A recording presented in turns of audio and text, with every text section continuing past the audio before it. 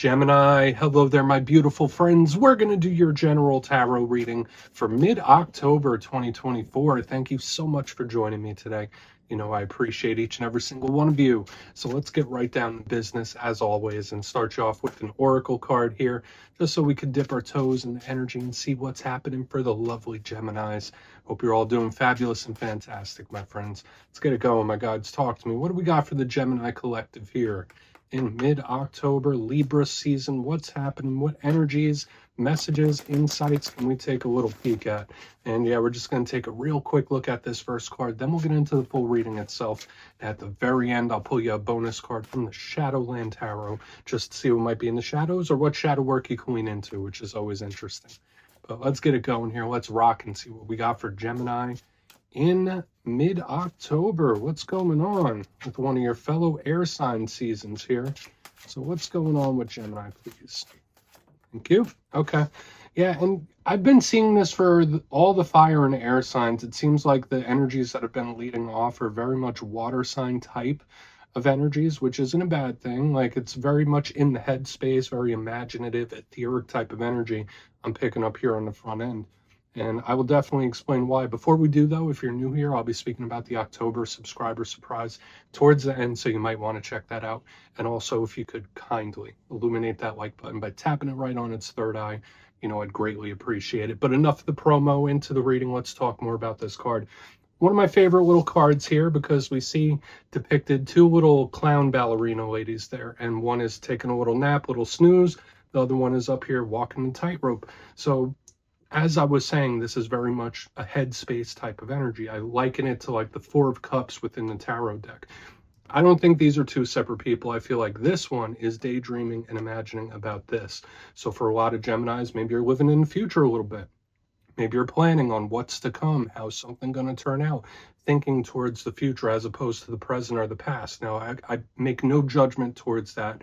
We all go through cycles like that from time to time, but it's also very daydreamy, fantasizing, imaginative, and that can be good if you channel it in proper direction. So just know any creative pursuit, music, art, some sort of self-expression, highly favored, journaling, anything to get these energies out is a very positive thing when this card is here. So creative pursuit, highly favored. But again, this could just be someone thinking. And I know Gemini is an air sign with a very active mind to begin with. This is a little more fantasizing type of energy. So we're just going to leave it there for now. I always say that first card doesn't make or break the reading. It's just a little footnote. So let's get you 3 tarot cards in the upright. Then we'll get into that intuitive juiciness. Shuffle it up one time here for the beautiful Geminis. What's happening? And while we get this deck shuffled up and ready to go, let's talk about last week's reading. Actually, let's talk about the last two, because they both had very similar themes. Last week's reading was titled The End of a Chapter. The week before that was a big ending. So just know, like, that energy is kind of lingering around the collective for a lot of Geminis, where it's like, okay, I'm either on to the next chapter of life. Something could be in the process of a big metamorphosis or change. Certain cycles could be closing out for you. So we're going to see what shows up this week. And endings aren't always bad. Sometimes they're good. But let's see what shows up. And yeah, I always say energy is very fluid. It's never set in stone. So only take this how it hits for you, because we could be seeing your vibe or someone that you're linked to as well. So let's get it going. Get 3 cards here for the beautiful Geminis, please. Mid-October. Thank you. 8 of Swords. So there's another prototypical headspace type of energy that we're picking up here. And we'll see. We'll see how the rest of this goes. I mean, the 8 of Swords could be good because the energy moves quickly.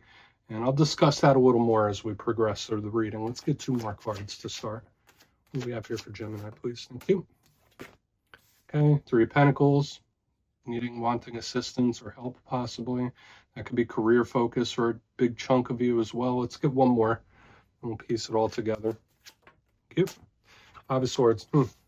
Okay, the energy on the extreme ends do feel a little difficult to work with.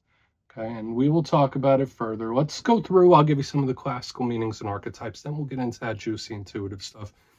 But at first glance, you know, I always like to look at the elements and how they play off of each other. We have 3 different ones here, which is good, because these could be 3 different situations. They could all be different aspects of the same situation. We have a little air, we have some earth, and we have some fire, and we had that watery energy in the beginning. So it's like we're getting a nice, well-rounded elemental feel here. The one thing that I find a little concerning is the fact that we have the Eight of Swords and the Five of Wands on the split ends. Okay, so I think this could be really directed towards like the people you surround yourself with, friends, family, coworkers. Like there's a lot of energy of other people showing up in your spread this week. So let's go through piece by piece and really start to build this out. So position number one, we are starting with the Eight of Swords. Okay, and we see this individual blindfolded, hoodwinked, trapped within the cards. This is my big card of stress, anxiety, overthinking, somebody who's in the headspace quite a bit. Now, again, that doesn't have to be you, it could be somebody else. But for a portion of it, yeah, maybe there's a certain topic or situation that you can't quite get off your mind when the Eight of Swords is here. It can be feeling trapped. So for some Geminis, maybe you're feeling a little cornered in some sort of way. Like, all right, well, what am I going to do now? Where am I going to go? It's like giving that type of vibe. But there's a positive, just like with every card. There's challenges and there are positives. There is an inherent mystery to this card as well. But when I see the Eight of Swords, I feel like it's one that comes and goes quickly. So as quick as something sets in, that's how quick it'll move. So this isn't a permanence. It's an energy that can flow and be resolved. That's the big positive of this. It's not permanent. Okay, it's not very grounded. So we'll want to see what all this tension is about. Like that's a good descriptor for it. Is like it's very tense right here in the front. Now moving to the center, we have the Three of Pentacles. Usually a very good card. You notice we have the three people. It looks like they're all working on a task together. And that's why I say that's one of my cards of what you do for money, career, how you earn money. These people are working on a common task. And as with all threes, it represents your circle of cohorts, the people around you. So again, whether it's coworkers, friends, family, this is a team of people. It's not just one, it's not just two, it's more than two when we're looking at any three. Teamwork makes the dream work. This is a big card of assistance. So whether you're helping somebody out with something, whether you need assistance with something, this is one of my cards that I do link with that. Now, when we get to the challenge of the Three of Cups, of Three of Pentacles, when it shows up in the reverse, to me, this is a card of people that just are not seeing eye to eye. They're not on the same level. They're not in the same place. There might be a very particular individual that's like a thorn in the side when this is here, where it's like, okay, well, everyone else in the group is working good, but one person in particular. So you're going to want to watch your circle of acquaintance when this shows up. But again, it could just be very simple. We don't need to overcomplicate it. The Three Pentacles could just represent job and career concerns. So we'll look at that further. Now, getting to the back end, and I think you're starting to see why I'm a little cautious about the energy we're picking up, is like we have this stress-induced energy. Now we have a lot of people in the mix. On the back end, we have the Five of Wands. And I always say you don't have to be an expert in tarot to understand what this card means. You see the five people, they all have sticks. They're all beating the crap out of each other with said sticks. So, of course, this is a card that could represent conflict. It is very fiery. It's very aggressive. Now, there's a good aspect to this as well. The positive of the Five of Wands is like, yeah, it could represent a situation or a problem or a roadblock, but it's something that can be overcome. This is a card of determination. This is a card of not giving up. When you set your mind to something, stick to it. That's what this card says. Fighting the good fight, right? But again, yeah, it could be fiery. There could be a lot of conflict. It could represent problems and situations. So when we blend it with all this other stuff, like, yeah, we definitely want to look into this further because there could be a lot of complexities here. And the other thing I was saying, I feel like there's just a lot of people's energy affecting you in this time, whether you realize it or you don't. I feel like there's a lot of other people's energies affecting you. So I want to dive deeper on all of it, Gemini. Let's do it. Let's jump in and clarify. Okay, let's get a good shuffle here. What do we got for the Geminis, please? And yes, this is where I go intuitive with the message, which means I just tell you how it feels to me. So feel free to do further research or rely on your base knowledge of tarot, because as you know, every single reading is about the reader's interpretation, and I'm just giving you mine. Let's go in on that Eight of Swords. And yes, if you're a reader yourself, please feel free to play along. That's why the box is here. If you're feeling any messages you want to give to Gemini, you can drop it in the comments. I don't mind at all. Okay, why is the Eight of Swords here? Why is it here? And another thing I want to point out while we get this card out, like with the Pentacles and the Wands, this is like outside influences. It's not internal, it's outer influence. So just watch. You might want to keep yourself energetically protected in this time, because I feel like a lot of outside energies that could be influencing. Okay, we have the Page of Wands in reverse, and now we have the fire-air combination right here. I feel like this is a couple of different things. So for one, when I see the Page of Wands in reverse, this could be a loss of temper. And when we have the Eight of Swords here, so just know there could be something that's really pushing you to a certain edge where you might lose your temper. This is very explosive warning type of energy where it's like, okay, well, there's a situation, you may have been dealing with it for a while, and it's like building up, building up, building up, building up. So we have like this power energy getting ready to explode forth in one way or another. Now that could come in the form of conversation, because as we see the energy building up, but I'm also getting a suppression where it's like something could really be bothering someone, but they're not speaking about it. Something could really be bugging a person, but they don't have a release valve for the energy. They don't know where to put it. So it's just building up, building up, building up. So again, whether this is an explosive talk or a warning in general, a lot of the advice I gave with the Oracle card, that somebody needs to release this energy in one way or another. Page of Wands could sometimes represent ignoring something as well. Like when we see it in reverse, it's like I'm not talking, I'm ignoring it. Watch out for issues with fire signs when this is in the mix as well. But I do feel like this is a bit of a warning because it's like ticking. It's like tick, tick, tick, tick. It's like something's building up. So we want to see how the rest of it plays. Okay, because very clear here. Now, if that's not the case and it is just somebody suppressing and not talking about it, they're very, very much on edge. Very anxious and nervous type of energy right here in the front. So we're going to keep moving. Let's see why that Three of Pentacles is here. And that's a tough baseline energy to be at. That's what I would say. So why is the Three of Pentacles here? Thank you. Okay. Six of Cups in reverse. Okay, so this could be somebody that really wants to revisit something or wants something to swing back around or return. Okay, when I see the Six of Cups in reverse, that is one of my cards of like possibly revisiting something. Okay, so just know there could be a person you haven't had contact with in a while that you do have contact with when this energy shows up. And that doesn't just have to be romantic partners. It could be like friends, family situations. I've been seeing this scattered through other signs. There is an energy of a return of some sort, which I feel like I've seen for you a couple of weeks ago. So it's still lingering in the energy. Now, the Six of Cups as well. Could represent someone's internal world. Yeah, it could represent soul ties and people that we're very close with. When we see it in reverse underneath the Three of Pentacles, I feel like right now is a good time to keep your distance from somebody. Okay, so you would know best in your life and your situation who that might be. When I see the Six of Cups in reverse underneath the Three of Pentacles, it's like, all right, well, you might want to keep your distance for the time being. Okay, so again, it does tie into this little bit of nervous energy, warning energy we had in the beginning, that like if you have distance between you and another person right now, it's probably for the best, even if it doesn't feel like it. Okay, because with the volatility that I'm picking up. Okay, so we're just going to keep moving. Again, either this is somebody wanting something to return, or it's again somebody that it's probably good to have a little distance between you and them for the time being. Let's keep moving to the Five of Wands. Let's keep moving over. And we'll do a quick little recap before we get into the shadow card. So why is that Five of Wands here for Gemini, please? What's going on? Okay. Magician. Okay. Now, the Magician to me is an energy conduit, okay? Which means, yeah, the Magician, master of all elements, control, manifestation, also ties into like ritual and spirituality. So for some of you, there could be a heavier interest in that in this time than you normally do.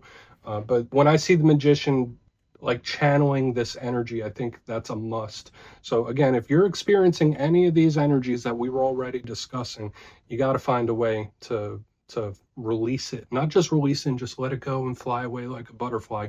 I'm talking about an exit valve, whether it's physical activity, whether it's art and creativity, you name it. There has to be something done with this energy because of this little warning we had in the front. The Five of Wands and the Magician, I don't feel like this is someone purposefully manifesting conflict into their life. To me, it's like you need to channel this energy in a healthy way. Okay, or if not you, this is somebody else that they need to channel their energy in a productive way. I like the Magician in the upright. Usually it is very good. But again, I feel like it's more about getting hold of, or someone taking accountability for their own actions and channeling their energy in a proper way. That's just how it feels here. Okay? And it could be two people, one, you name it. It all really depends on how the situation goes. Um, and you could move this towards manifesting too, right? Visualizing, taking action. Just know that if there's a certain outcome that you're wanting, that like, yeah, you might have to fight for it. It might not be super easy, but you could still achieve it. That's another thing I'm getting too, which is nice. That's a positive silver lining here in the reading. But let's go through and do a quick recap, Gemini. Then we'll do a quick shadow card. But if you kindly look in the box, position number 1, we have the Eight of Swords with the Page of Wands in reverse. So yeah, it presented in a couple of main ways to me. Yeah, there's a stressed, anxious, nervous energy in somebody right here. Thought process is locked in on certain things. Another vibe I was getting here is just the energy, the explosive energy, like tick, tick, tick, tick, just like building up, building up. So that is a bit of an explosive warning that, again, if this energy is not channeled in a proper way, kaboom. That's like kind of what it's given me. Aside from that, this could also be someone that's just like purposely trying to suppress something, or maybe there's someone you haven't been talking to. Moving to the center, we have the Three of Pentacles with the Six of Cups in reverse, somebody wanting something to return. So whether it's a situation or an individual, don't be surprised if you make contact with someone you haven't heard from in quite a while. But aside from that, when I see those cards together, it's also Spirit saying like, hey, you might want to keep a distance from somebody for the time being. Like a little distance is good right now, even if it doesn't feel like it. On to the back end, we have the Five of Wands with the Magician in the upright. This is where the silver lining comes in, that like, yeah, you can manifest something, you could have a result that you want, but it's probably not going to be the easiest. It's probably going to take some work and determination to get it done. But I also got the vibe here of the importance of channeling these powerful energies in positive directions. So yeah, please take a screenshot if you want to look into that further. Let's see what's in the shadows for you, Gemini. So let's get a good shuffle here for you. What's going on with Gemini, please, in the shadows and guides. And yes, I always like to pull one shadow card at the very end just to see whether it's something within you or something you don't quite see. Shadow cards don't always have to be a challenge. They could be a good thing. So let's get you one. And yes, if you've made it to this point in the reading, please feel free to check out channel memberships. I'll put a link for it in the comments below. It's a beautiful way to support the channel, and I have much love for all my channel members. Okay, let's get this card out here. What's going on for the Geminis? Okay, Nine of Cups. That's a very good shadow card to have. Okay, because the Nine of Cups to me is a card of wish fulfillment. Now, yes, as with all cards, it does have a shadow side, and we'll talk about that in a moment. But initially, when I'm seeing this, I'm liking what I'm feeling. This is an open card, and yes, it is something coming to fruition, kind of like that silver lining we saw here on the back end of the spread.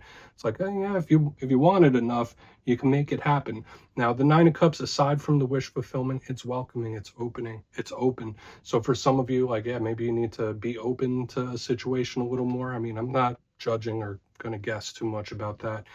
To me, I just feel this as a very affectionate, open card, and it's good. So make sure you don't let people take advantage of your kindness. That's where the shadow part comes in with that. It's also a card of overindulgence, okay, where someone, they do a little too much, or they indulge in something a little too much. So again, no judgment here. I'm just telling you what some of the energies mean when this card shows up, but I feel like it's good. It's pointing more at a positive result for you at the end of the day. So Gemini, that's what I have for you this week, my friends. Don't click away just yet, though. I'm going to give you the details of the October subscriber surprise. If you would like to book a personal reading with me, you can check out my digital calendar for the month of October at my website, mastermetaphysics.com. But for the October subscriber surprise, I'm giving away 2 copies of one of my favorite decks, the Tarot of the Owls. So if you'd like to get your name in for that, it's 2 simple things, as always, my friends. First, you must be subscribed. Second, let me know down in the comments, hypothetically, if you had to get a tattoo of a tarot card, which one would you choose and why? You'll be entered to win, and at the end of the month, the winners will be announced in my community tab. As always, my friends, much love. I'll see you again soon.